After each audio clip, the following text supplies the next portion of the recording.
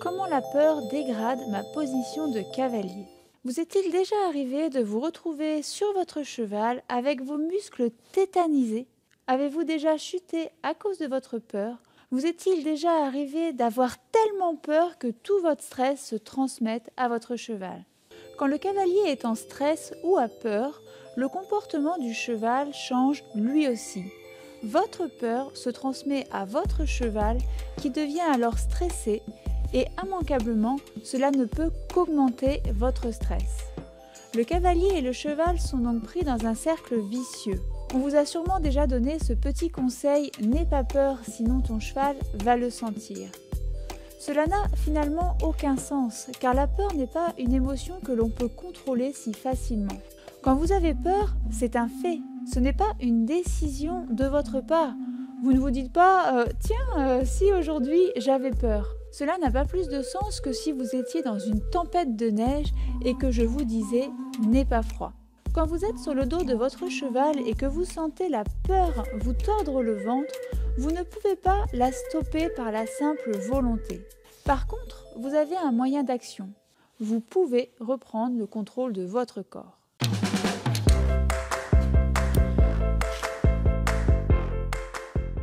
Bonjour les cavaliers, bienvenue sur Adada Mondadou, je m'appelle Aurélie Seguin, je suis monitrice d'équitation et sur cette chaîne on parle des émotions du cavalier mais aussi de techniques équestres et de psychologie du cheval. Votre cheval ressent votre stress car il décrypte votre langage corporel. La peur n'est pas seulement une sensation que vous ressentez à l'intérieur de vous, la peur a un impact sur votre corps. Elle modifie votre posture à pied comme à cheval et elle a un impact dévastateur sur votre position de cavalier. Je vous propose donc de voir ensemble aujourd'hui comment votre peur agit sur votre posture de cavalier et qu'est-ce que vous pouvez faire pour reprendre une bonne position. Quelles sensations physiques éprouvez-vous quand vous avez peur ? Qu'est-ce que vous ressentez? Vous êtes peut-être en train de penser au mal de ventre, vous pensez peut-être à vos mains moites et aux sueurs froides. Et effectivement, quand on a peur, notre émotion se traduit par des symptômes physiques. Parce que la peur est une émotion que l'on ressent pour passer à l'action. Pour faire simple, depuis la nuit des temps, quand l'homme rencontre un danger, il se met à avoir peur. Son cerveau déclenche alors une sécrétion d'hormones, l'adrénaline et le cortisol, qui vont préparer son corps à se mettre en mouvement, soit par l'attaque, soit par la fuite. Donc quand je suis sur le dos de mon cheval et que je me mets à avoir peur, les symptômes physiques liés à mon émotion ont un impact direct sur ma position de cavalier qui se modifie. Mon cheval n'a donc aucune difficulté à percevoir mon émotion puisque ma posture sur son dos se modifie et qu'elle devient très inconfortable pour lui. Mais en soi, que le cheval ressente notre peur, ce n'est pas grave. Quand on nous dit « n'aie pas peur, sinon ton cheval va le sentir », on sous-entend quelque part que le cheval va en profiter. Comme s'il allait profiter de ma peur pour reprendre le dessus et faire n'importe quoi. Si vous avez vu ma vidéo sur la relation d'autorité homme-cheval, vous savez que je ne crois pas du tout en cette vision de l'équitation qui dit qu'il y aurait une relation descendante entre le cavalier et le cheval, qu'il faudrait montrer au cheval qui on commande pour ne pas qu'il prenne le dessus. Et que si vous avez peur, le cheval en profitera pour remettre en cause cette autorité. En fait, ce qui se passe, c'est que quand le cavalier a peur, il change sa posture et donne de l'inconfort au cheval. Il lui donne le message qu'il y a danger. Si mon cavalier a peur, alors j'ai peur. Et c'est là que le cavalier a une carte à jouer. Il ne doit pas ajouter du stress au stress de son cheval. Par sa posture équestre confortable, il doit donner au cheval le message que tout va bien. Alors je vous propose de mettre le pied à l'étrier pour vous montrer concrètement comment faire. Alors déjà, il faut savoir que la caractéristique même du cavalier qui a peur, c'est qu'il n'est pas assis. Il va fermer l'angle de son bassin et basculer ses épaules vers l'avant. En fait, il faut savoir que c'est une réaction instinctive pour protéger ses organes vitaux. C'est aussi une réaction que l'on retrouve quand le cavalier est à pied et qu'il a peur de son cheval. Et donc, en signe de protection, le cavalier va ramener ses mains vers son nombril et serrer les doigts très fort sur les rênes. Et donc on voit que tout ça, ça a déjà une incidence sur notre cheval.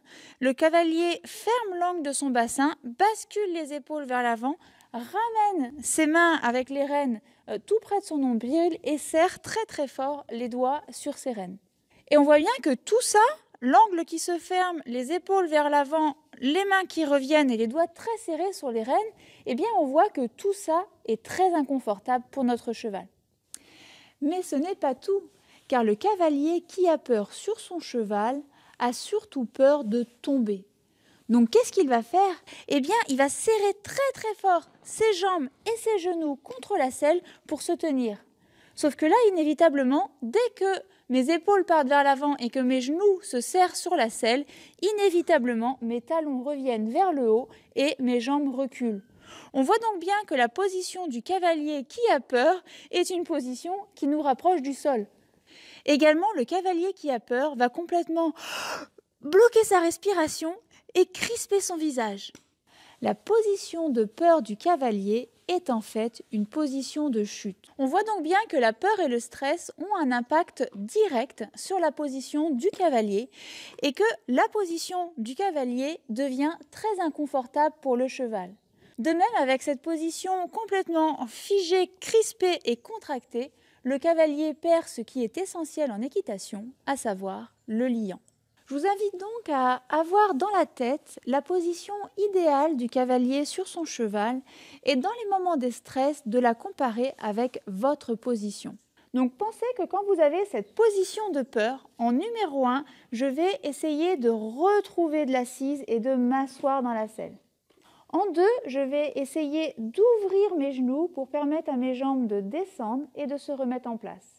En 3, je vais mettre du poids dans mes pieds et descendre mes talons. En 4, une fois que vos jambes ont retrouvé leur place, vous allez légèrement basculer vos épaules vers l'arrière pour reprendre l'alignement épaules, fesses, talons. Pensez aussi à remettre les mains loin devant vous et à rouvrir vos doigts sur les rênes. Enfin, pensez à respirer et à décontracter votre visage. Arriver à reprendre le contrôle de son corps, c'est donc rétablir le liant et éviter la chute. C'est redonner à mon cheval du confort et donc par là lui signifier que tout va bien. Et cela va vous permettre aussi de remettre en route votre cerveau.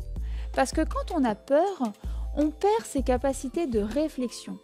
En vous obligeant à penser à la position idéale et en faisant un check-up de votre position, vous allez aussi reprendre le contrôle de vos émotions. Si ce sujet vous intéresse et que vous souhaitez aller plus loin, vous pouvez recevoir gratuitement la formation Émotion en cliquant sur le lien juste en dessous de la vidéo. Est-ce que vous avez reconnu certains défauts de votre position dans cette vidéo? À quoi allez-vous faire attention à votre prochaine séance d'équitation? Partagez vos points clés dans les commentaires. Allez, bisous à vous dadou et à la semaine prochaine!